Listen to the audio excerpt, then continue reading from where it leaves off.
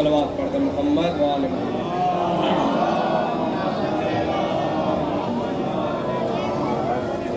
اعوذ باللہ من الشیطان الرجیم، بسم اللہ الرحمن الرحیم۔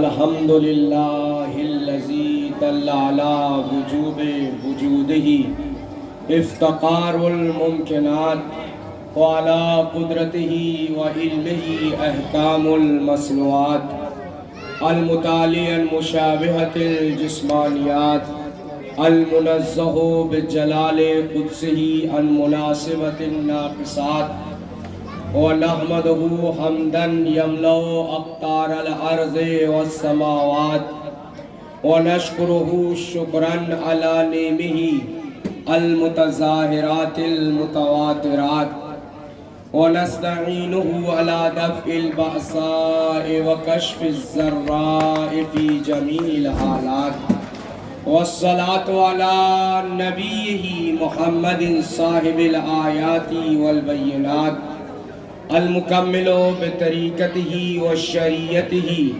سائر الکمالات وعلی آلہ الہادین من الشبہ والضلالات الذین اذھب اللہ عنہم الرجس وطہرہم تطہیرا۔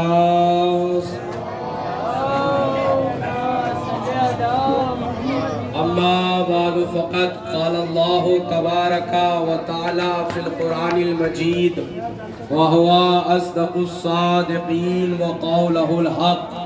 بسم اللہ الرحمن الرحیم۔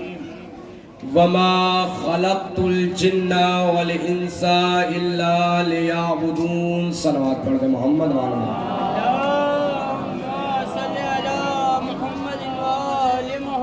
عزیزانی گرامی قدر، پروردگار عالم جو یکتا ہے، وحدہ لا شریک ہے، جو اپنی یکتائی میں اکیلا ہے، وہ خدا کے جو لائق عبادت ہے وہ ایک ہے، وحدہ لا شریک ہے، لم یلد ہے ولم یولد ہے اور وَلَمْ يَكُنْ لَهُ كُفُوًا أَحَدٌ ہے، یعنی وہ خدا نہ ہی اس کا کوئی شریک ہے، نہ کوئی اس کا پارٹنر ہے، نہ اس کا مددگار ہے، نہ اس کا کوئی کفو ہے۔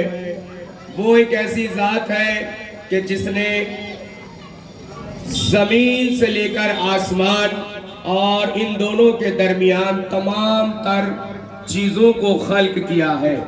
وہی اکیلا خدا ہے کہ جو خالق ہے، جس نے تمام چیزوں کو خلق کیا، چاہے چرند ہو، پرند ہو، ہوا ہو، فضا ہو، درخت ہو، اشجار ہو، ثمر ہو، پھل ہو، گھاس ہو، پھوس ہو، آسمان ہو، لوح ہو، قلم ہو، کرسی ہو، عرش ہو، زمین ہو یا پھر بادل ہو، کوئی بھی چیز ہو، اس کا خالق پروردگار عالم ہے۔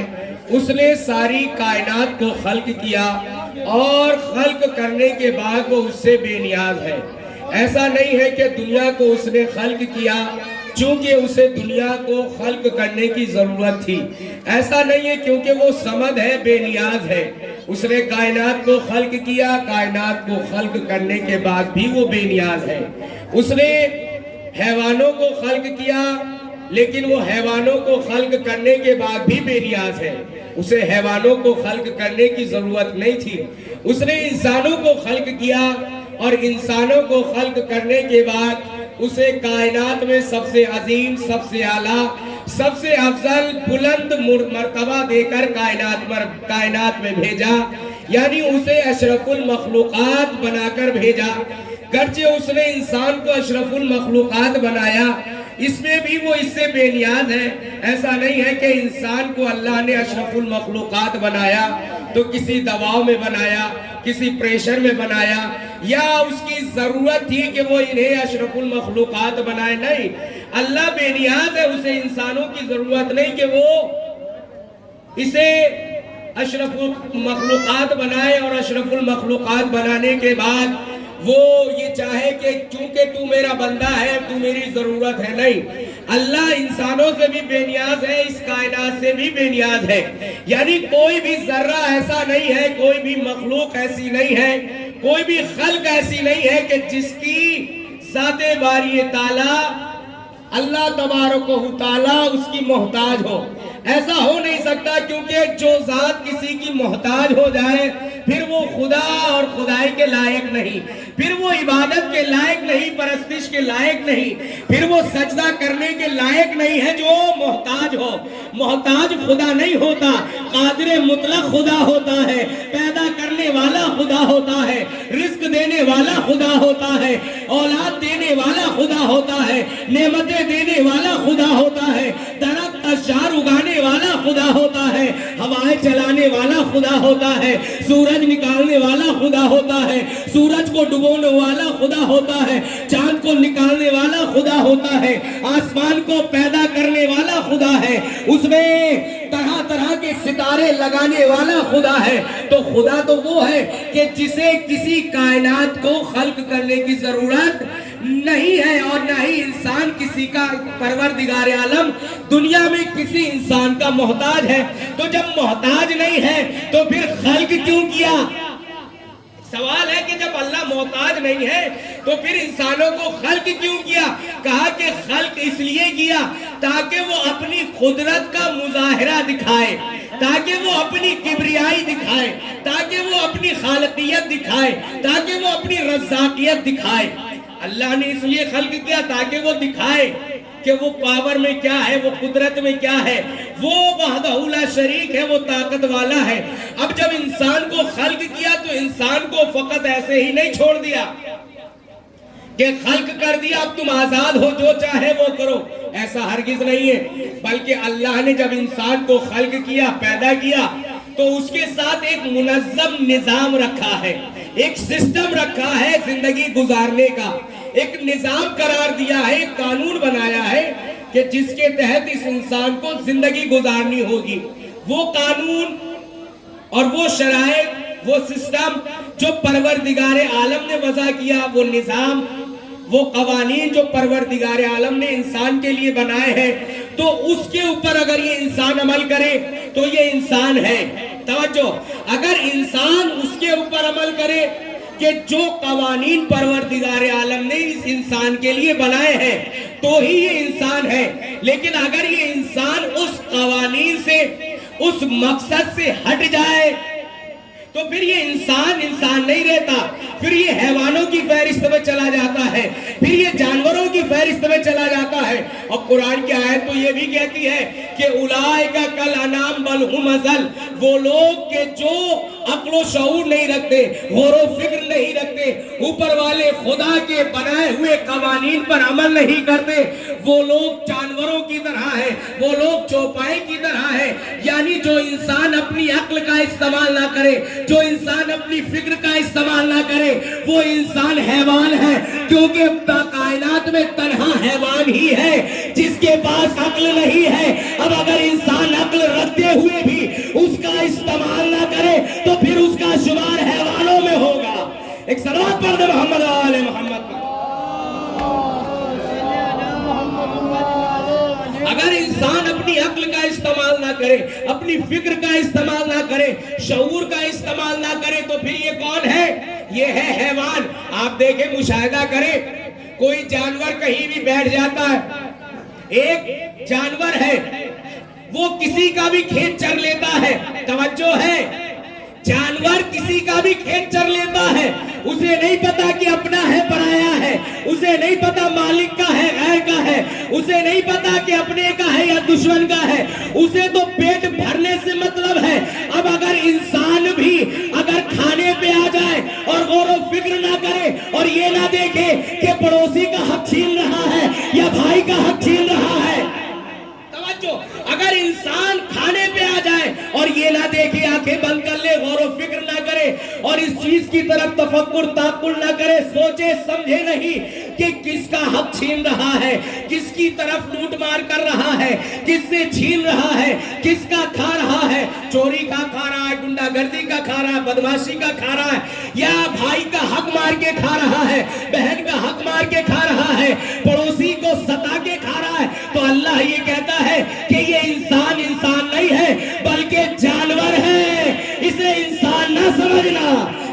صلوات پڑھیں محمد و آل محمد کا۔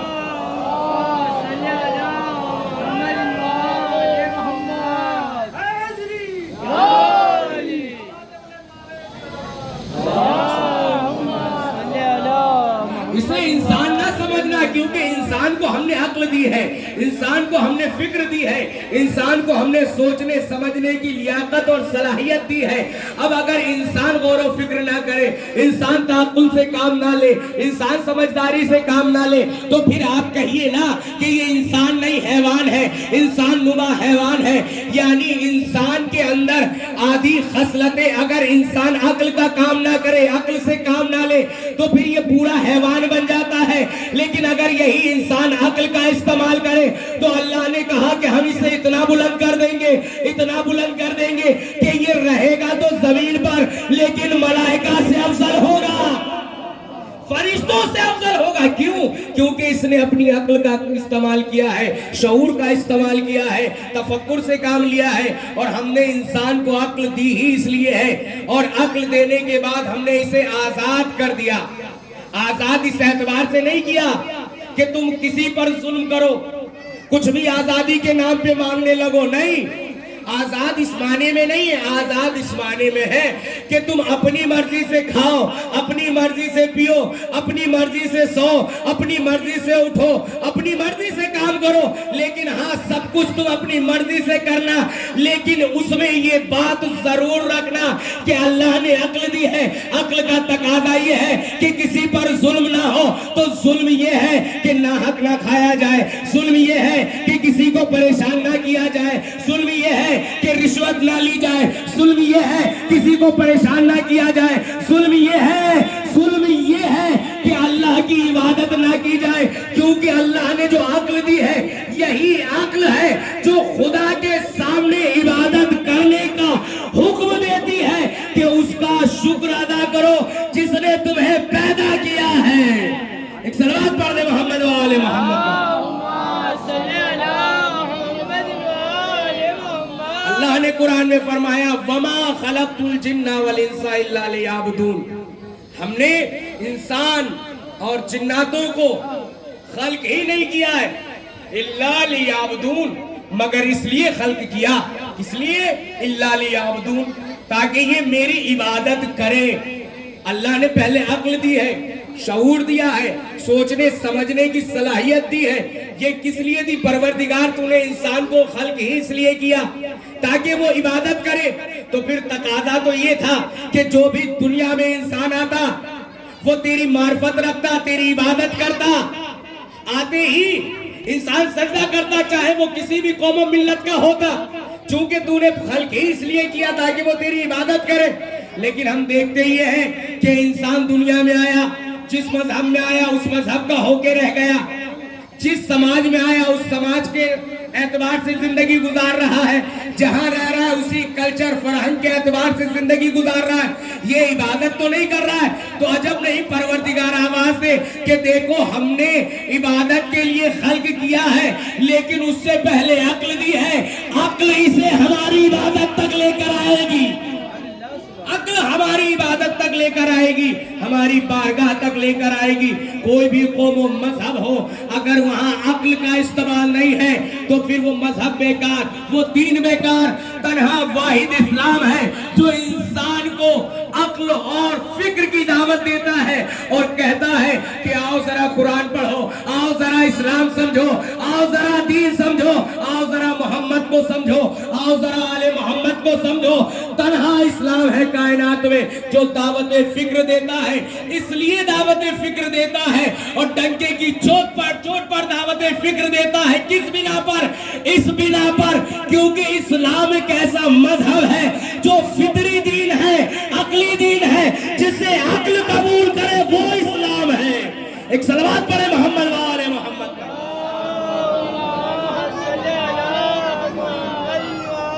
ایک اگر اس سے تیز پڑھ سکتے ہیں صلوات تو پڑھ دیجیے۔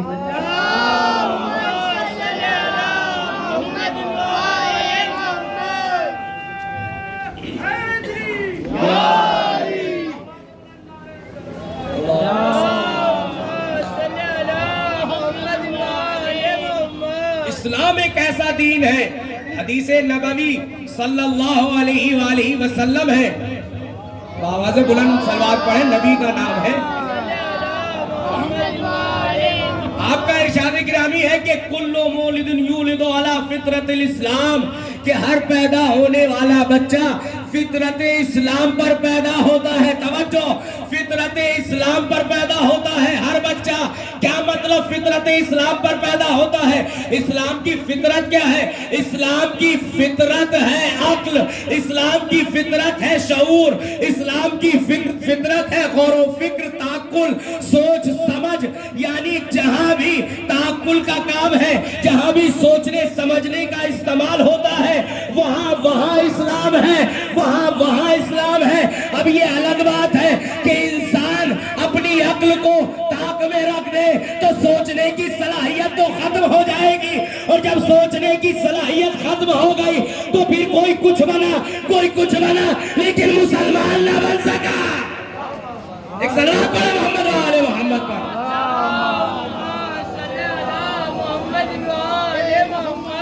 سوچنے کی صلاحیت، سمجھنے کی صلاحیت اور دعوت جس اسلام نے دی ہے، جس دین نے دی ہے، وہ دین محمدی ہے، دین مصطفی ہے. آپ کوئی بھی کتاب دنیا کے جہان سے، کسی بھی لائبریری سے، کسی بھی قوم و مسلک کی کتاب اٹھا کر دیکھ لو، ہر کتاب نے یہی کہا ہے کہ اگر اس مسلک کے ہو تو کتاب پڑھو، اس مذہب کے ہو تو کتاب پڑھو، یہ فکر رکھتے ہو تو کتاب پڑھو، یہ شعور رکھتے ہو تو کتاب پڑھو. ہمارے عقیدے کے مطابق اگر تمہارا عقیدہ ہے تو یہ کتاب پڑھو. لیکن تنہا قرآن ایسی کتاب ہے جو یہ کہہ رہا ہے ھدی للناس، یہ کتاب لوگوں کی ہدایت کے لیے ہے، جو چاہے وہ پڑھے، جس کا دل چاہے وہ پڑھے. ایک صلوات پڑھیں محمد و آل محمد پر. تنہا قرآن ایسی کتاب ہے کہ جس نے دعویٰ کیا ہے کہ جس کا دل چاہے وہ پڑھے، جس کا دل چاہے وہ پڑھے. کیونکہ یہ کتاب قرآن کسی عام انسان کا کلام نہیں ہے، اللہ کا کلام ہے. اور جو اللہ کا کلام ہوتا ہے اس میں کسی شک اور ریب کی گنجائش ہی نہیں ہے. اور جس میں شک اور ریب نہ ہو، گنجائش نہ ہو، غلط اور اشتباہ کا جس میں درگزر نہ ہو. بھائی ڈرتے وہ لوگ ہیں کہ جن کے مذہب میں کجی ہوتی ہے، خرابی ہوتی ہے، لیکن اسلام مکمل نمونے زندگی لے کر آیا ہے، شعور حیات لے کر آیا ہے. انسان کی پیدائش سے لے کر مرنے تک کے تمام احکام جس مذہب میں ہے وہ مذہب ہے اسلام، وہ مذہب ہے دین. اور وہ دین کون سا ہے؟ وہ دین اسلام ہے. اللہ نے فرمایا کہ اِلَّا لِيَعْبُدُونَ، ہم نے انسان کو کس لیے خلق کیا؟ تاکہ وہ ہماری عبادت کرے. تو انسان کی خلقت کا مقصد کیا ہے؟ اللہ کی عبادت کرنا. اللہ کی عبادت کرنا ہے انسان کی خلقت کا مقصد. تو اب مجھے بتائیے کہ جس نے بھی جو چیز بنائی ہے اس کا ایک ہدف معین کیا ہے، اس کا ایک مقصد معین کیا ہے کہ یہ چیز میں بنا رہا ہوں اس لیے، اس چیز کا مقصد یہ ہے. مثلا مائک کو وضع کیا گیا اس لیے بنایا، اس لیے گیا تاکہ اس کے ذریعے سے دور دراز تک بات پہنچے، پڑھنے والے کو زیادہ پریشانی نہ ہو اور لوگ دور تک آواز سنیں. اور اگر یہی مائک دو قدم بھی آواز نہ پہنچا سکے، خراب نہیں ہے مائک، اپنی جگہ میں مثال دے رہا ہوں، اگر یہی مائک دو قدم بھی آواز نہ پہنچا سکے تو اس کا مطلب یہ ہے کہ یہ خراب ہے، اس کا مقصد بیکار ہے. اور قریب کر دوں، آپ لوگ گاؤں میں جاتے ہیں، کھیتی بھی کرتے ہوں گے، تو زمین آپ نے دو طرح کی دیکھی ہوگی. ایک وہ زمین جو اپجاؤ زمین ہے، ایک وہ زمین کہ جس کے اوپر سبزیاں اگتی ہیں، جس کے اوپر میوے اگتے ہیں، جس کے اوپر سر سبز و شادابی ہوتی ہے. ایک وہ زمین ہے. اور ایک زمین اسی کے برابر میں ایسی بھی ہے کہ آپ جو بھی دانہ ڈالتے ہیں، جو بھی پودا لگاتے ہیں، وہ خراب ہو جاتا ہے، وہ بیکار ہو جاتا ہے، وہ زمین اس کو فائدہ نہیں پہنچاتی. تو آپ کیا کہتے ہیں؟ گاؤں میں کیا کہا جاتا ہے؟ کسان کیا کہتا ہے؟ کسان کہتا ہے جو زمین پھل دے رہی ہے، جو زمین کھیتی میں کام آ رہی ہے، جو زمین فائدہ پہنچا رہی ہے، وہ زمین زندہ ہے، اور جو زمین کسی کے کام نہیں آ رہی وہ زمین مردہ ہے۔ توجہ فرمائیے نا، وہ زمین جو کسی کے کام نہیں آتی اسے مردہ زمین کہا جاتا۔ ابرار بھائی ایسا ہی ہے نا، وہ زمین جو کام نہیں آتی وہ کیا ہے؟ مردہ ہے۔ اور قریب کر دے، آپ نے پیڑ لگایا لیکن پیڑ چل نہیں پایا، پیڑ سوکھ گیا، درخت سوکھ گیا۔ تو جب سوکھ گیا، اس کی ہریالی، اس کی شادابی، اس کی نمی ختم ہو گئی، تو آپ نے کیا کہا کہ اب یہ پیڑ خراب ہو گیا، اب یہ مردہ ہو گیا، اب یہ کسی کام کا نہیں۔ آپ کا پیڑ لگایا، ایک مدت ہوتی ہے کسی بھی پھل کے پیڑ کی کہ 50 60 سال 30 سال، اس کی ایک میعاد ہوتی ہے، ایک مدت ہوتی ہے، ایک محاصرہ ہوتا ہے کہ اتنے سال کی اس کی حیات ہے۔ تو جب تک وہ درخت پھلدار ہے، میوے دے رہا ہے، پھل دے رہا ہے، تو کیا ہوتا ہے؟ لوگ اس سے استفادہ کرتے ہیں اور اس پیڑ کا بھی خیال رکھتے ہیں، چونکہ وہ زندہ ہے، اس کو پانی بھی دیتے ہیں، اس کو کھاد بھی دیتے ہیں، اس کو ضروری غذا بھی دیتے ہیں۔ لیکن جہاں اس نے پھل دینا بند کر دیے، میوے دینا بند کر دیے، تو نتیجہ کیا ہوا؟ نتیجہ یہ ہوا کہ آپ نے کہا کہ یہ پیڑ بیکار ہو گیا، یہ خالی جگہ گھیر رہا ہے۔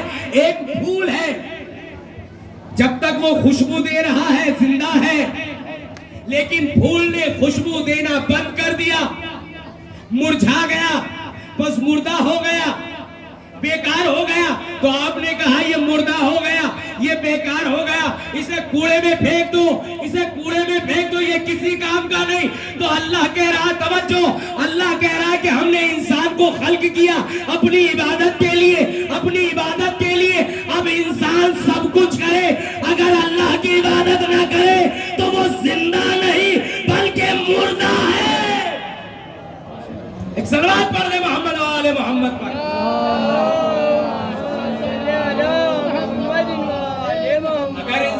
اگر انسان سب کچھ کرے، اللہ کی ہی عبادت نہ کرے، تو سمجھ لیجئے کہ وہ مردہ ہے، زندہ نہیں ہے۔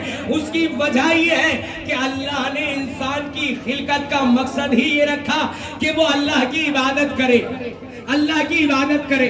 تو اب ایک کوئی سوال کر سکتا ہے، مولانا یہ بتائیے، کیا پورا دن مسجد میں پڑے رہے، کیا پورا دن نماز ہی پڑھتے رہے، عبادت کرتے رہے، کیا کام نہ کرے، بچوں کی پرورش نہ کرے؟ میں نے کہا تم نے عبادت کا مفہوم سمجھا ہی نہیں۔ عبادت اصل یہ ہے کہ اللہ کی مرضی کے مطابق زندگی گزاری جائے۔ جب وہ مسجد میں بلائے مسجد چلے جاؤ، جب وہ تمہیں کہے کہ اپنے بچوں کی پرورش کرو تو کام پہ چلے جاؤ۔ جو خدا کہے اس کے مطابق زندگی گزارنے کا نام ہی عبادت ہے۔ ایک صلوات پڑھ دے محمد و آل محمد پر۔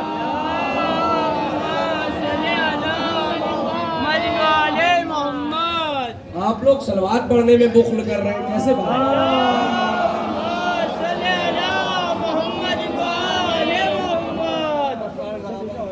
تھوڑا تیز صلوات پڑھ دیں، ایک چیٹی جاگتی۔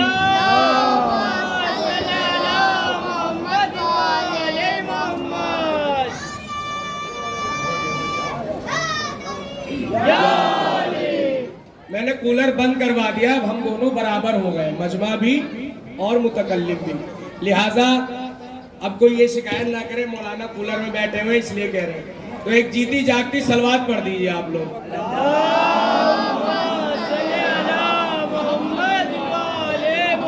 دیکھیے صلوات پڑھنے کا سب سے بڑا فائدہ یہ متعدد مرتبہ بیان کر چکا ہوں، اور پھر سن لیجئے، صلوات پڑھنے کا اتنا ثواب ہے کہ جو انسان زیادہ کثرت سے صلوات پڑھتا ہے اس کے دل سے نفاق ختم ہو جاتا ہے، ایمان کا ورود ہوتا ہے۔ لہذا صلوات پڑھے محمد و آل محمد۔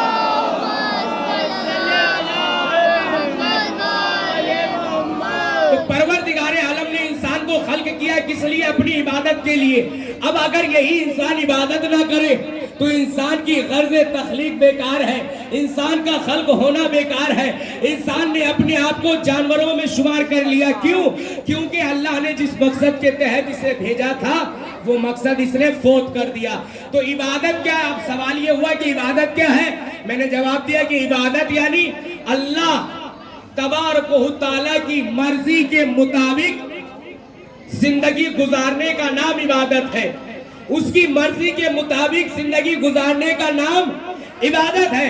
اب پروردگار سے سوال یہ ہے کہ پروردگار یہ بتا کہ عبادت ہوگی کیسے؟ عبادت کا طریقہ کیا ہے؟ نماز کا طریقہ کیا ہے؟ بندگی کا سلیقہ کیا ہے؟ ہم کیسے نماز پڑھیں؟ ہم کیسے روزہ رکھیں؟ ہم کیسے حج کریں؟ ہم کیسے بندگی کریں؟ یہ تو ہمیں پتا نہیں کہ نماز کیسے پڑھیں، ہمیں یہ نہیں پتا کہ روزہ کیا ہوتا ہے، ہمیں نہیں پتا کہ حج کا طریقہ کیا ہے. کسی کو پتا ہو تو بتائے، کسی کو نہیں پتا تو بتائے گا کون؟ کہا کہ اس کا میں انتظام کروں گا. اس کے لیے پروردگار عالم نے رسالت کا سلسلہ شروع کیا اور ارشاد فرمایا کہ دیکھو جو میری توحید کو پہنچانے والا ہوگا، جو میری وحدانیت کا پیغام پہنچانے والا ہوگا، وہی بتائے گا کہ عبادت کیسے کرنی ہے. تو اب توحید کا پیغام کس نے پہنچایا؟ توحید کا پیغام پہنچایا محمد مصطفیٰ صلی اللہ علیہ وآلہ وسلم.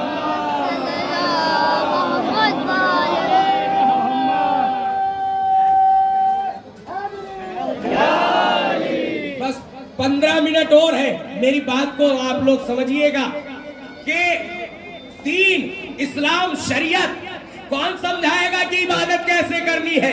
تو اللہ نے حکم دیا کہ قل ہو اللہ احد، اے رسول بتا دو کہ اللہ ایک ہے. اے رسول بتا دو کہ اللہ ایک ہے، وہ ایک ہے، وہ صمد ہے، لم یلد ولم یولد ہے. یہ بتائے گا کون؟ یہ بتائیں گے محمد عربی، یہ بتائیں گے محمد مصطفیٰ. تو جس محمد نے یہ بتایا کہ اللہ ایک ہے، اللہ ایک ہے، وحدہ لا شریک ہے، تو اسی محمد سے پوچھو کہ نماز کیسے پڑھنی ہے. اسی نبی سے پوچھو کہ روزہ کیسے رکھا جائے گا، عبادت کیسے کری جائے گی.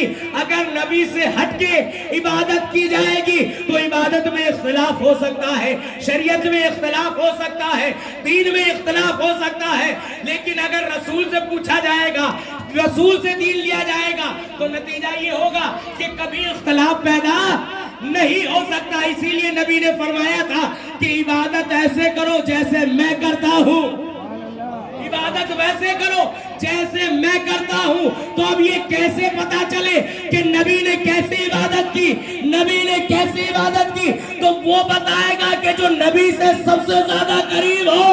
اور نبی سے سب سے زیادہ وہ قریب ہے جسے کہے نبی کہ یہ مجھ سے سب سے زیادہ قریب ہے، جس کے لیے رسول کہے لحمہم لحمی دمہم دمی، کہ اس کا خون میرا خون، اس کا گوشت میرا گوشت. اور دنیا میں تلاش کرنے کے بعد ایسی ذات نہ ملی سوائے علی ابن ابی طالب کے.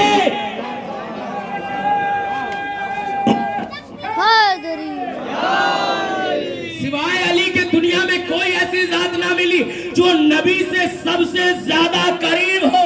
اب قربت کا اندازہ یہاں سے لگا لیجئے کہ نبی نے کبھی بھی علی کو خود سے دور ہی نہیں کیا، کیونکہ اگر علی کو خود سے دور کرے تو کفار و مشرکین حملہ کر دے. علی کو خود سے دور اس لیے نہیں کیا کیونکہ علی ہے محافظ نبوت، محافظ رسالت، محافظ اسلام، محافظ قرآن. تو لہذا یہی وجہ رہی کہ نبی نے جہاں یہ کہا کہ انا مدینۃ العلم وعلی بابھا، کہ جہاں اپنے لیے فرمایا کہ میں شہر علم ہوں، علی اس کا دروازہ ہے. یعنی علم اگر چاہیے تو شہر میں داخل ہونا ہوگا، اور شہر کا دروازہ علی ہے. بغیر علی کے تم شہر میں داخل نہیں ہو سکتے.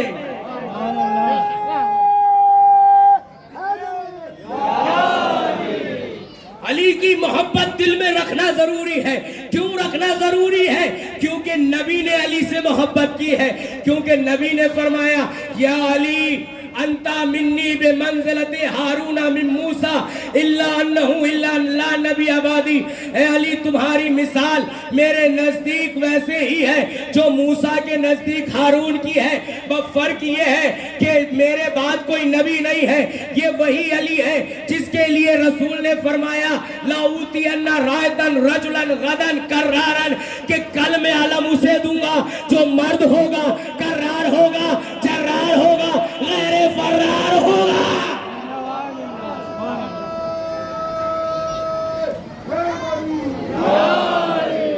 یہ وہی علی ہے جس کے لیے نبی نے فرمایا کہ اگر موسیٰ کو دیکھنا ہو، عیسیٰ کو دیکھنا ہو، عیسیٰ کو دیکھنا ہو، تمام نبیوں کا، انبیاء کا علم و کمال و حیبت و جلال و روب و دبدبہ دیکھنا ہو، فَلْيَنْظُرِ إِلَىٰ وَجْهِ عَلِي ابن ابی طالب، تو علی کے چہرے کی طرف دیکھو۔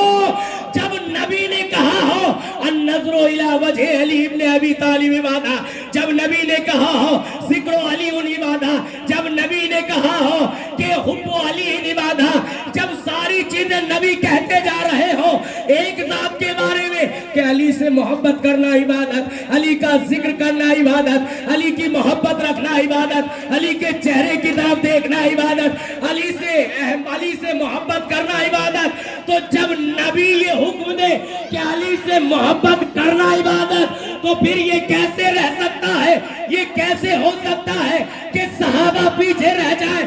صحابہ کی ایک کثیر تعداد آگے بڑھی اور سب نے یہ اعلان کیا کہ ہم علی سے محبت کرتے ہیں، ہم علی سے محبت کرتے ہیں، ہم بھی علی سے محبت کرتے ہیں۔ اور خلیفہ دوم کا جملہ ثابت کرتا ہے کہ وہ بھی علی کے بغیر نہیں رہ سکتے، کہتے ہیں لولا علی لہلک عمر، کہ اگر علی نہ ہوتا تو عمر ہلاک ہو جاتے۔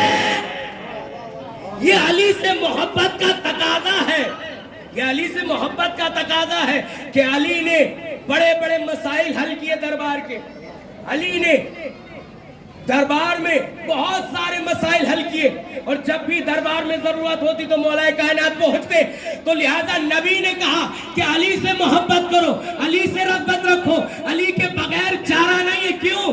کیونکہ علی کشتی نجات ہے، علی وہ ہے کہ قسیم النار والجنہ ہے۔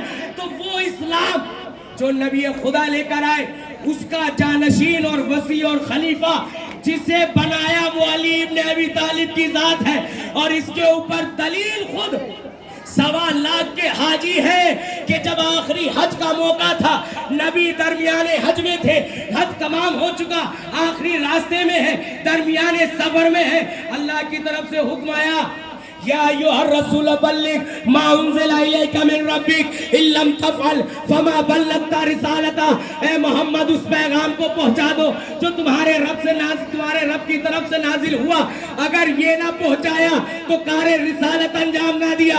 رسول نے جمع کیا سارے اصحاب کو اور کجاوا کا ممبر بنایا اور علی کو لے کر پہنچے، اور لے جانے کے بعد 1.25 لاکھ حاجیوں کے درمیان میں رسول نے فرمایا من کنت مولا فہذا علی المولا، جس کا میں مولا اس کا یہ علی مولا۔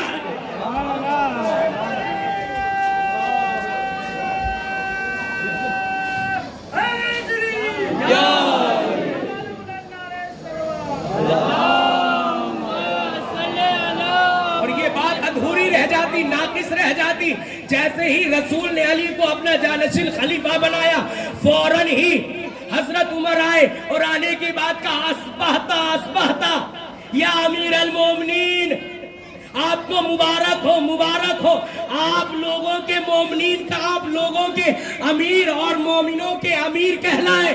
یہ صحابہ کا مبارک بات دینا اس بات کی دلیل ہے کہ صحابہ نے کبھی بھی علی سے کنارہ کشی نہیں کی، کبھی بھی کنارہ کشی نہیں کی، بلکہ ہر مقام پہ علی سے محبت کا اظہار کیا، اور اظہار بتاتا ہے کہ علی سے کوئی دشمنی نہیں کر سکتا، کیونکہ نبی نے کہا تھا کہ علی سے کوئی دشمنی نہیں کرے گا سوائے اس کے کہ جو طیب الولادہ نہ ہو۔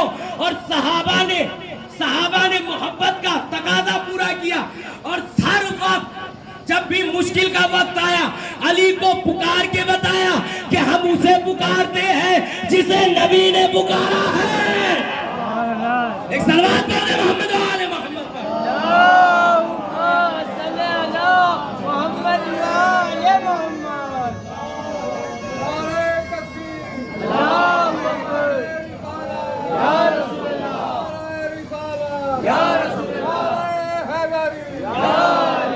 اب علی سے محبت کا فائدہ کیا ہے؟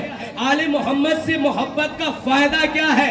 نبی سے اور ان کی آل سے محبت کا فائدہ کیا ہے؟ تو یہ بھی سن لیجیے اور بات تمام ہو جائے گی. گرمی ہو رہی ہے اور وقت بھی زیادہ ہو گیا ہے.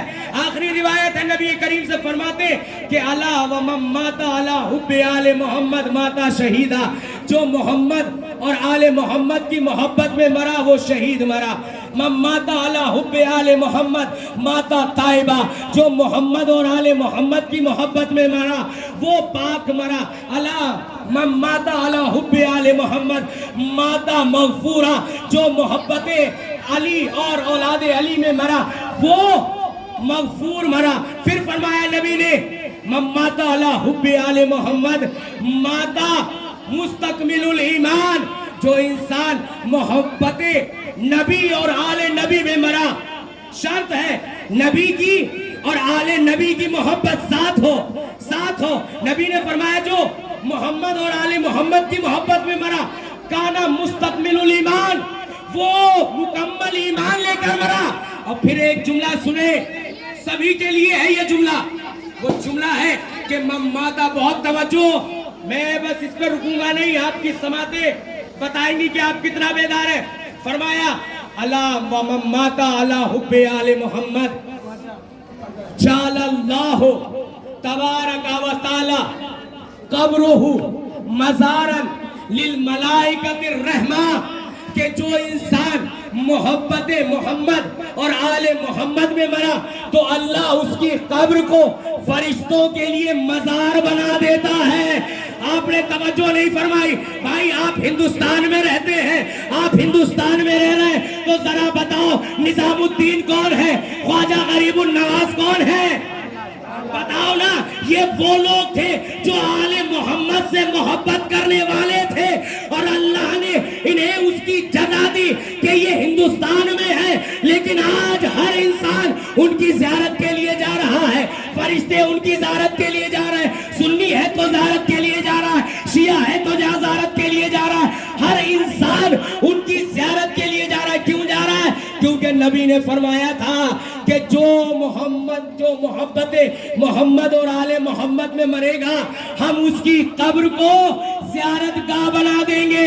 آپ دیکھیے کلیئر شریف، آپ دیکھیے اجمیر شریف، آپ دیکھیے نظام الدین اور جتنے بھی بزرگان قوم و ملت جو اس دنیا سے گزر گئے اور ان کی قبروں پر لوگ جا کر عقیدت کے ساتھ اپنی مرادیں پا رہے ہیں. یہ کس کی وجہ سے ہے؟ یہ اسی کی وجہ سے ہے کہ جس کے لیے فرمایا گیا کہ دی است حسین، بادشاہ است حسین، شاہ است حسین. صلوات پڑھیں محمد و آل محمد. صلوات تھوڑا انرجی کے ساتھ پڑھا کریں.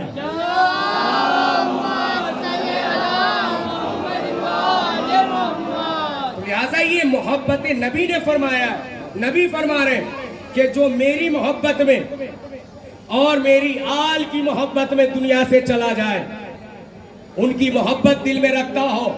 محبت کا مطلب فقط یہ نہیں ہوتا کہ محبت کرنا، بلکہ محبت کے کچھ تقاضے ہیں. اگر کوئی انسان نبی سے محبت کرتا ہے، خاتمی مرتبت سے محبت کرتا ہے تو اس کا تقاضا یہ ہے کہ وہ ان کی سیرت کو فالو کرے. اگر کوئی اہل بیت سے محبت کرتا ہے تو محبت کا تقاضا یہ ہے کہ وہ ان کی سیرت کو فالو کرے، ان کا اتباع کرے. کیونکہ نبی کے لیے خدا نے فرمایا وَمَا آتَاكُمُ الرَّسُولُ فَخُذْهُ وَمَا نَهَاكُمْ عَنْهُ فَانْتَهُوا. کہ نبی تمہیں جو دے وہ لے لو، جس سے روکے اس سے رک جاؤ. کیوں؟ کیونکہ یہ نبی وہ ہے جس کی زبان پر وحی الہی کا پہرا ہے. وَمَا يَنْطِقُ عَنِ الْهَوَىٰ إِنْ هُوَ إِلَّا وَحْيٌ يُوحَىٰ. یہ اپنی مرضی سے نہیں بولتا، اپنی چاہت سے نہیں بولتا، یہ تو وہ بولتا ہے جو خدا چاہتا ہے. یہ خدا کی مرضی سے بولتا ہے. تو جب یہ خدا کی مرضی سے بولتا ہے تو لہٰذا اگر یہ کہے اگر یہ کہے نماز حق ہے تو نماز کو لے لو، اگر یہ کہے روزہ حق ہے تو روزے کو لے لو، اگر یہ کہے زکوٰۃ حق ہے تو زکوٰۃ کو لے لو، اگر یہ کہے قرآن حق ہے تو قرآن کو لے لو، اگر یہ کہے حج حق ہے تو حج کو لے لو، اگر یہ کہے الحق مال علی علی المال حق کہ حق علی کے ساتھ ہے، علی حق کے ساتھ ہے تو علی کو لے لو۔ ایک صلوات پڑھیں محمد و آل محمد۔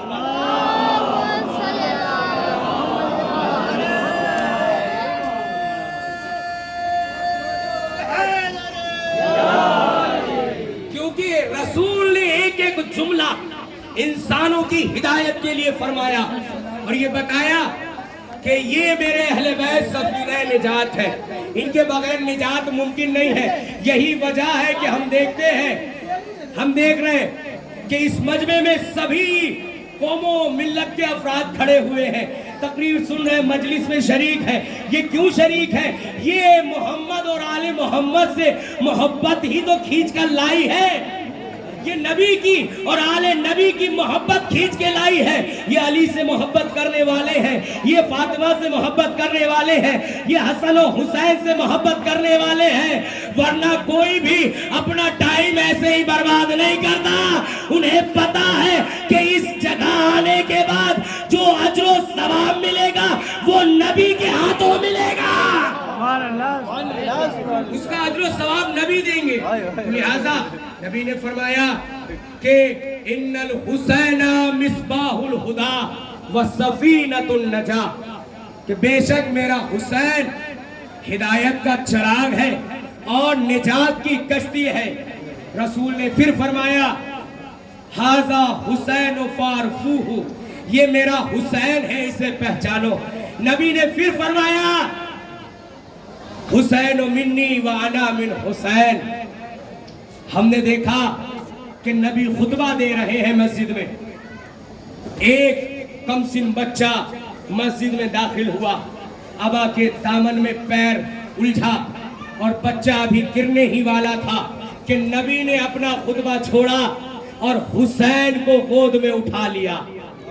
میں کہوں گا نبی خدا آپ کے اتنے سارے چاہنے والے محب موجود ہوں گے خطبے میں، تو آپ نے ان سے کسی سے کہہ دیتے آپ تو کوئی بھی حسین کو بڑھ کے اٹھا لیتا، تو عجب نہیں رسول جواب دے ہاں میرے صحابہ میرے حسین کو اٹھا تو لیتے، لیکن چونکہ یہ حسین وہ ہے جو میری شریعت کو بچائے گا، جو میرے دین کو بچائے گا، جو میرے اسلام کو بچائے گا، جو میرے قرآن کو بچائے گا، جو نمازوں کو بچانے والا ہے، جو دین کو بچانے والا ہے، لہٰذا میرا فریضہ یہ ہے کہ میں حسین کی معرفت کراؤں۔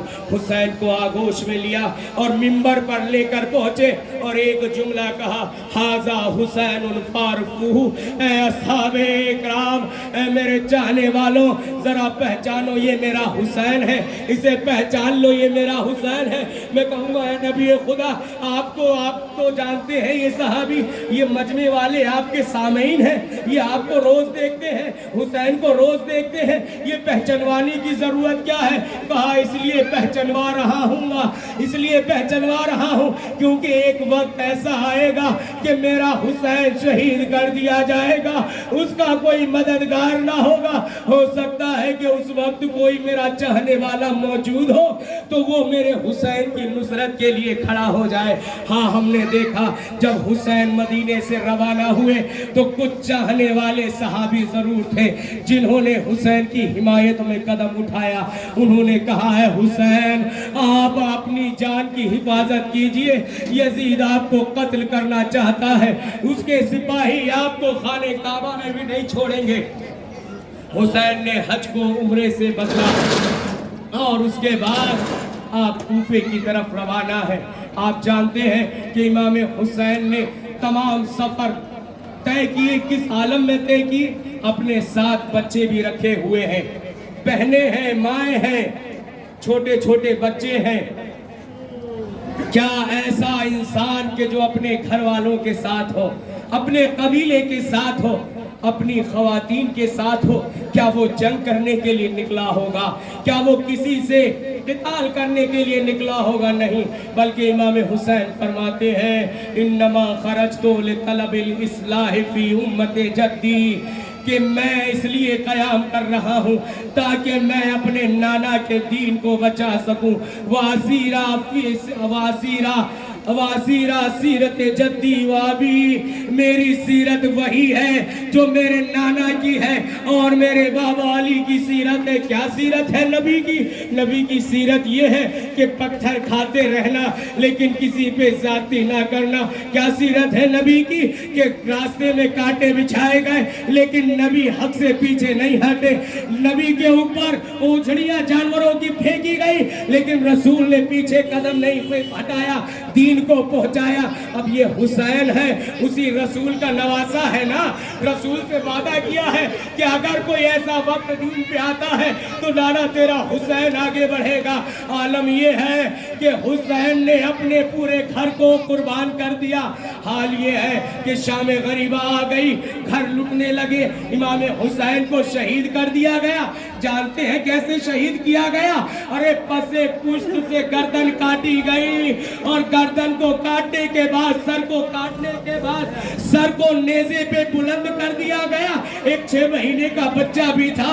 جب حسین اسے لے کر پہنچے نا میدان کارزار میں تو حسین نے ایک ہی جملہ پوچھا، ارے ذرا یہ بتاؤ کہ میں تمہاری نظروں میں خطاوار ہوں، میں تمہاری نظروں میں گنہگار ہوں، لیکن یہ تو بتاؤ، انصاف سے بتاؤ، تم بھی صاحب اولاد ہو، تمہارے بھی بچے ہیں، ذرا انصاف کر کے بتاؤ، ارے اس 6 مہینے کے بچے کا کیا قصور ہے؟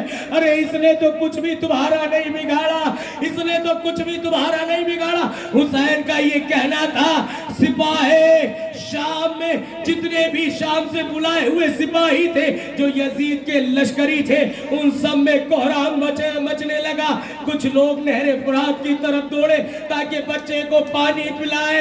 اتنے میں پسر سعد کا حکم ہوا، اینا اینا حرملہ اقتقلام الحسین، حرملہ کہاں ہے؟ آگے آ، حسین کے بچے کو شہید کر۔ آپ دیکھ رہے بے دردی کی انتہا ہو گئی۔ حسین کے ہاتھ میں چھوٹا سا بچہ، 6 مہینے کا بچہ، بے قصور بچہ، بے زبان بچہ ہے۔ آپ جانتے ہیں تیر کتنا بڑا تھا، تیر کتنا ہی بڑا کیوں نہ ہو لیکن اصغر سے تو چھوٹا ہے نا، اصغر سے تو چھوٹا تیر ہے۔ لیکن ہاں عزاداران مظلوم کربلا، ستم یہ نہیں ہے کہ اصغر کو جس تیر سے ذبح کیا گیا، جو تیر اصغر کی حلق پر مارا گیا نا، وہ تیر کوئی عام تیر نہیں تھا، وہ عادی تیر نہیں تھا، پھر کون سا تیر تھا؟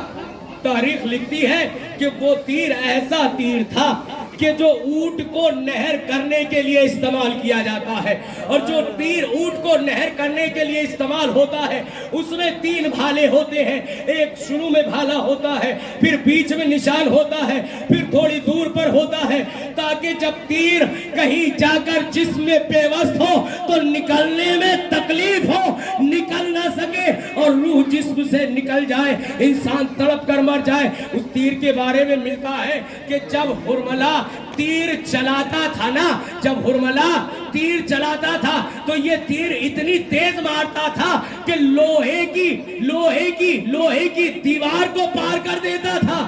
اب حرملہ نے اتنی تیز کمان میں تیر کو جوڑا اور عسکر کے طرف نشانہ لیا۔ اب جیسے ہی نشانہ لیا تو تیر ہاتھ سے چھوٹ گیا۔ پسر سعد نے کہا، ارے کیا ہوا؟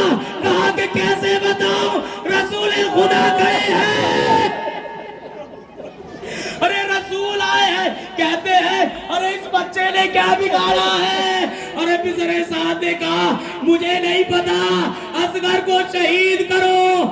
اب جو تیر چلایا اصغر کے گلے پر آ لگا، بچے کی گردن اور چھوٹی سی گردن حسین کے ہاتھوں میں بچہ بلک کر رہ گیا۔ حسین کربلا کی زمین پر بیٹھے اور اصغر کو اپنی ابا کے دامن میں چھپایا۔ اب جو خیمے کی طرف پلٹ کر آئے ہیں، اتفاق یہ ہوا سکینہ در خیمہ پہ کھڑی تھی، سکینہ نے کہا بابا میں جانتی تھی آپ اصغر کو زیادہ چاہتے ہیں، اصغر کو پانی پلا لائے، مجھے پانی نہ ملا۔ امام حسین نے کچھ نہ کہا، بس ابا کا دامن ہٹایا تو کیا عالم تھا، اصغر کی گردن تیرے سوچ سے شعبہ، بچی تڑپ کر رہ گئی۔ اوے بھیا